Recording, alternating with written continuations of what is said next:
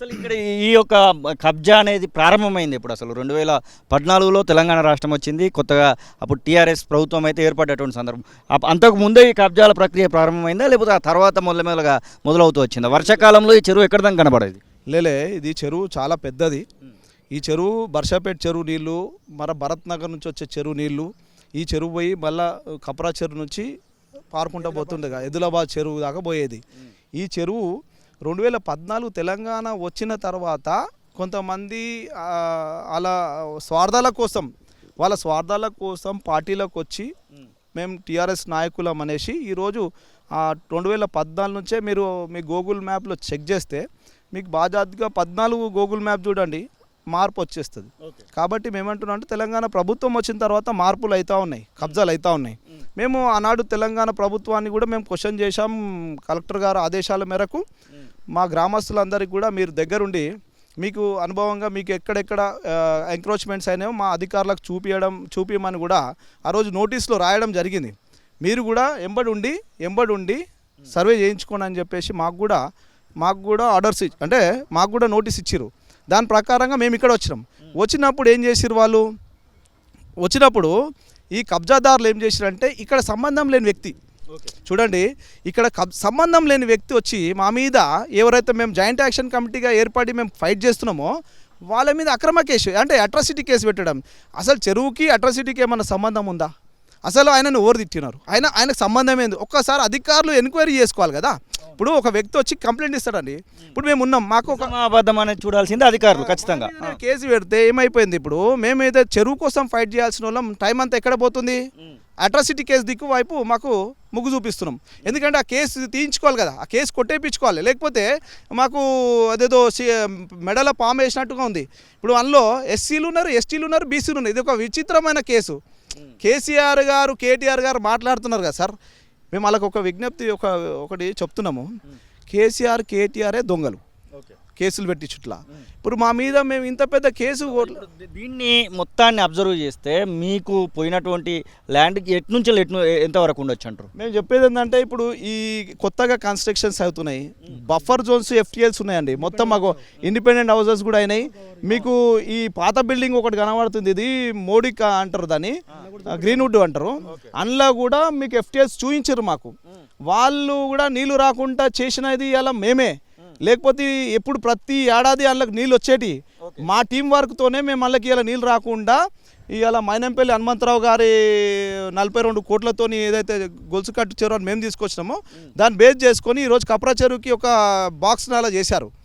దానివల్ల ఈరోజు వాళ్ళకు నీళ్లు రావట్లేదు. ఎఫ్టీఎల్స్ అందులో కూడా ఉన్నాయి. ఇప్పుడు ఆ గ్రీన్ అంతా ఇప్పుడు గడ్డి ఉంది కదా, ఇప్పుడు అక్కడ కూడా ఎఫ్టీఎల్స్ ఉంటాయి. మళ్ళీ వెనకకు పోతుంది. ఈ కబ్జాదారులు అందరూ కూడా మల్లారెడ్డి అనుచరులేనా? మొత్తం పూర్తి స్థాయిలో ఇంకెవరైనా బయట వాళ్ళు కూడా ఉన్నారా? చూడండి, ఎంపీగా ఉన్నప్పుడు ప్రొటెక్ట్ చేసిండు, ఇవాళ వాళ్ళ అల్లుడే ఎమ్మెల్యే అయిండు. మళ్ళీ మల్లారెడ్డి వాళ్ళ నిఘా లేకపోతే ఎవరు చేస్తున్నారు?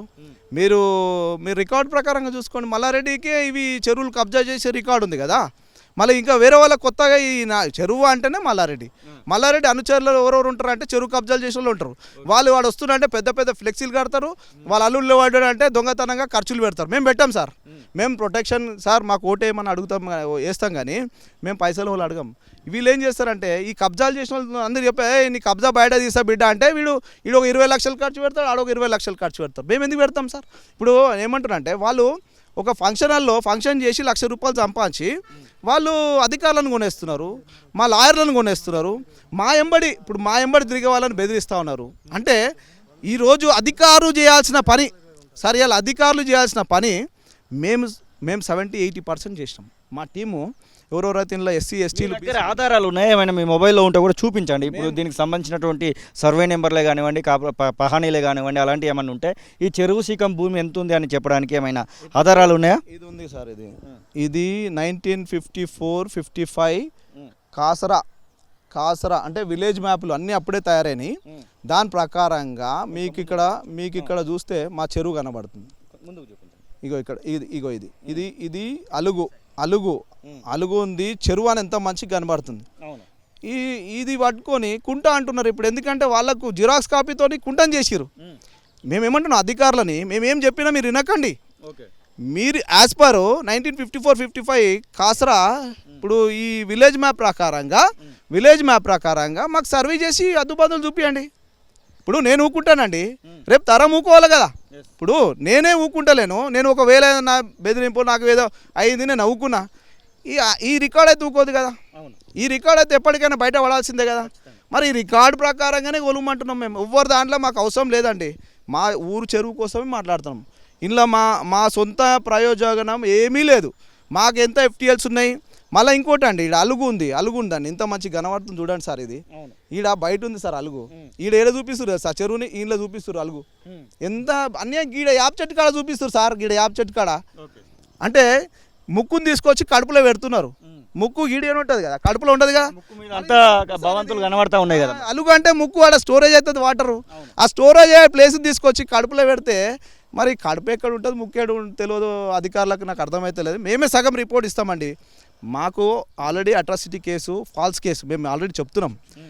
ఎవరైతే ఎంక్రోచ్మెంట్ సోర్స్ ఉన్నారో, కబ్జాదారులు ఉన్నారో వాళ్ళందరూ కలిసి పైసలు ఇచ్చి మందు మాంసం అన్నీ పెట్టి మమ్మల్ని, పాపం పెద్ద మంది సిటిజన్స్ ఉన్నారు, ఇలా ఎస్సీలు ఉన్నారు.